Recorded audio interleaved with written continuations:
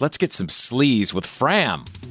If you're this big of a star, you can do this, Barnes. What? Minutes, and I mean minutes, before Saturday Night Live was set to kick off season 49, the production team, of course led by Lauren Michaels, got a little word that two special guests were on their way.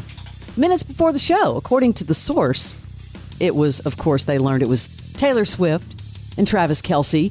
They were in New York. They just wanted to drop by. No one knew they were coming.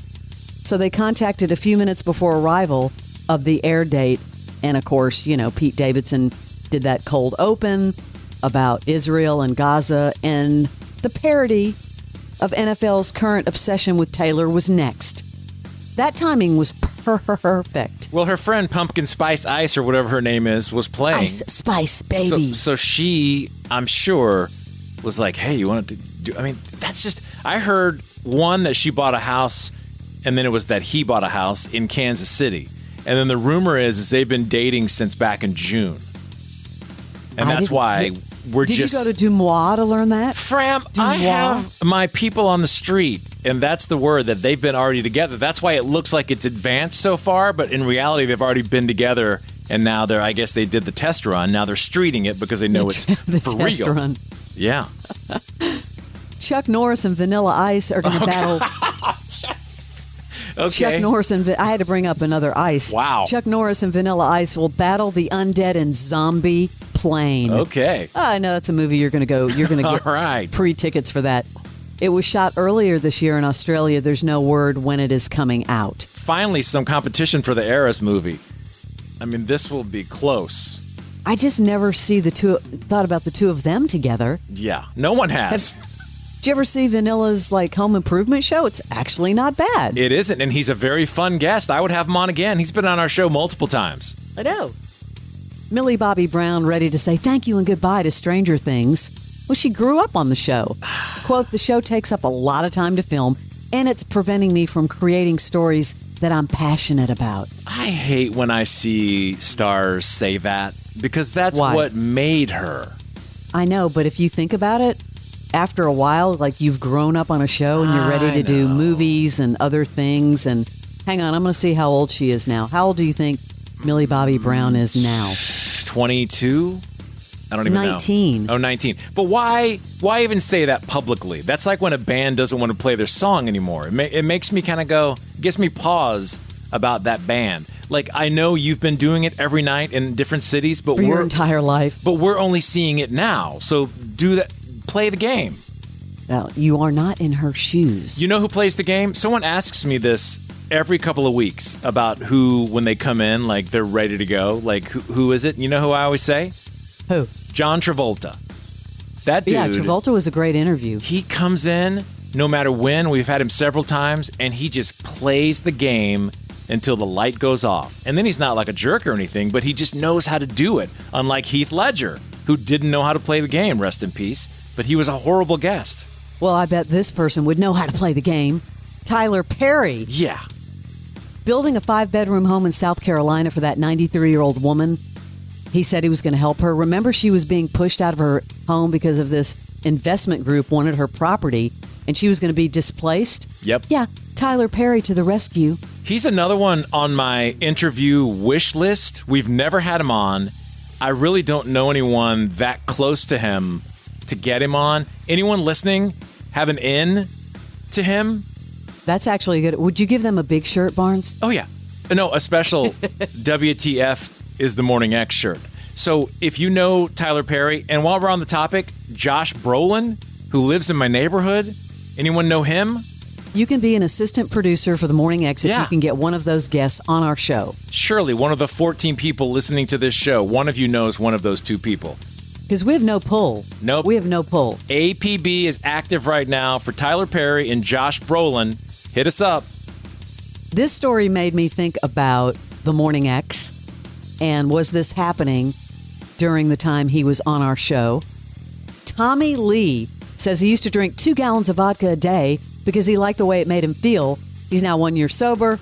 He had a full body scan, and the doctor said, everything looks good. So the day that we took him to, a fan's house and he played drums on their front lawn. Chambly. Did he have 2 gallons of vodka that day? Dude had been up all night. This was 6 a.m. And if you don't know this story, we went to Chambly. We had this, what was the thing called? Home Invasion. The Morning Home X. Invasion. We should do that again. Yeah. Touche. Morning X Home Invasion. And it was, we came with, I don't even know if we advertised who we would come with, but we did it with several bands. And we took Tommy Lee and we quietly set up an entire drum set in the front yard of the winner who didn't know they were the winner. And then Tommy Lee showed up at 6 and did a full-on, if you've been to a Motley Crue concert, drum solo at 6 a.m. on the front lawn in Chambly. Man, it was unbelievable, that. But we never told that person we were coming to their house. We No. literally knocked on the door at, 5 a.m.? He was all about it. But dude had been up all night, for sure. Guess who's a little nervous about the new Britney Spears memoir? Oh, I can guess. I'll give you one guess. Does his name rhyme with Mustin? Justin is a little nervous. I bet. The Woman in Me. It's eating him up. The publisher says these stories are not a takedown of anyone, though Britney reportedly goes hard when it comes to JT. Jeez. You know, they dated from 1998 to 2002, followed by a very messy, high-profile breakup. I don't know if you remember, but he issued a belated apology for how he seemingly threw her under the bus during old interviews surrounding their split. And she cannot let go. I bet there's multiple chapters digging in. He's like, oh, man, please. Here it goes again. Adele and Rich Paul continue to leave fans guessing, are they married or not? She flashed a giant diamond on her ring finger in one post, Weekends with Adele, you know, her residency in Vegas. And then she did it again because she had this Instagram post where she was holding up a photo of his book, Lucky Me, a memoir of changing the odds. Are they married? Robin Williams is Genie in Disney in a short film. Disney recently released a short film called Once Upon a Studio featuring Genie, voiced by the late Robin Williams, AI. made possible through the use of archival footage. But I thought what they were taking that and making, it's no different than AI, really. But they're not. But it is his real voice. It's cooperation with the Williams estate. They reached out to the state using all of this archival footage from the original Aladdin film. The director listened to the outtakes from the original recordings, and then he selected parts of that to incorporate into the new project. So I'm excited that it's not AI. That will be the next thing, that these celebrity families that are left behind that will totally, and I'm surprised Prince's family hasn't done it yet because they have enough for like 170 albums. That's why they haven't done it yet. But that you're going to see that. These families are going to show up with AI versions of whoever is gone. Ugh, it's gross. Robert De Niro kind of getting candid about his parenting responsibilities. De Niro is 80. He welcomed his 7th baby, daughter Gia Virginia, in April with his girlfriend Tiffany Chen. He recently opened up about his life with the new little one, going, yeah, it's going okay. It doesn't get easier. It is what it is. It's okay. I mean, I don't do the heavy lifting. I'm there. I support my girlfriend, but she does all the work. And we have help, which is important. How old is she? I don't know how old she is, but do you think he's changing diapers? No. I don't know why these guys want to continue having babies that late. I know. Because he probably has grandchildren, too. Actor Sam Neill sharing update on his cancer battle. I'm not remotely afraid of dying. The star of Jurassic Park, and, you know, he's been in a lot of things. Even Peaky Blinders has been diagnosed with stage 3 blood cancer since 2022, and he's getting very open about it. He goes, I'm prepared for that as far as dying. Very grim. He's pleased to be awake every morning. That's really tough when you're facing, like, your own mortality, if you think about it.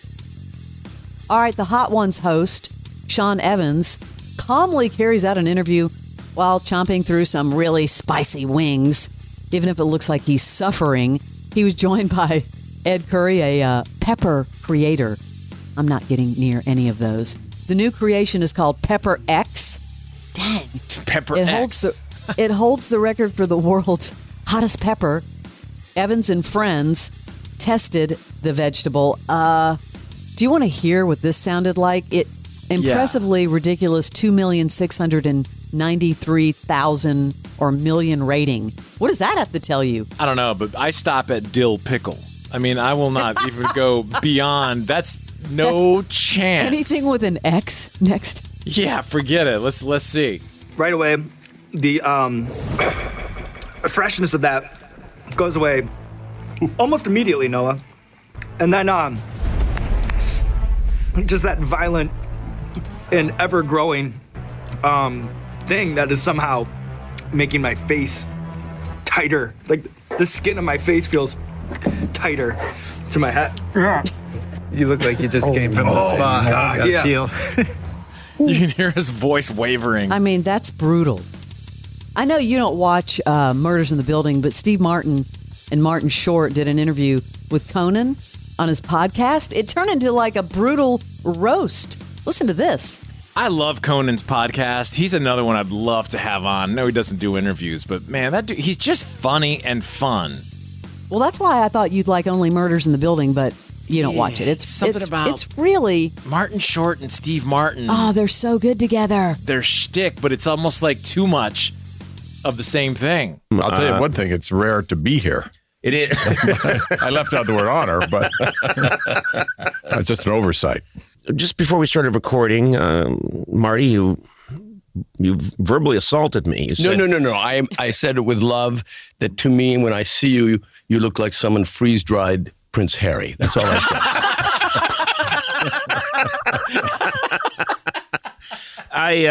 said. My staff looks forward to any time that Marty. Pardon me? I have a staff. Wow. It gets. What kind of podcast is this? Well, it's very lucrative, no I guess. It gets smaller every year, but man, that got us both. I mean, Martin Short is funny. I just can't take it with Steve Martin. It's so funny. Man, good stuff. You know, we've been talking about people that have been dissing on Marvel. Guess who the latest person is? Martin Scorsese. He's got his new movie coming out, so of course it's time for another round of, rants about Marvel movies. Yes, he went on to say, films are corrupting the audience by addicting them to theme park movies. He's talking about Marvel. There will be, quote, generations that now think movies are only that. That's what movies are. He says they're not really interested, the studios, any longer in supporting individual voices that express their personal feelings or their personal thoughts on a big budget. And what's happening now is that they've pigeonholed it into what they call indies. Yeah, Martin Scorsese, not a fan. No, he's trying to bury them because they're coming out right when he is. I don't know if it's the exact same day, but he's got a big movie coming out the Marvels, this is like a death punch to the Marvels if this movie tanks to Marvel. We talked about the Frasier revival, the reboot that it was announced. Fans were super excited, but now they're finding out that Niles, his younger brother, played by David Hyde Pierce, is not coming back. Oh, wow. It was really pivotal to the original series, so now Niles missing from the reboot wasn't the original plan. The show would have centered on the two brothers, so now they had to rethink about what they were doing. Apparently, David Hyde Pierce, he just said, I just don't want to step back into those shoes. He felt like he didn't have anything new to bring to the character. So let's see what happens on the Frasier reboot. That is your Celebrity Sleaze.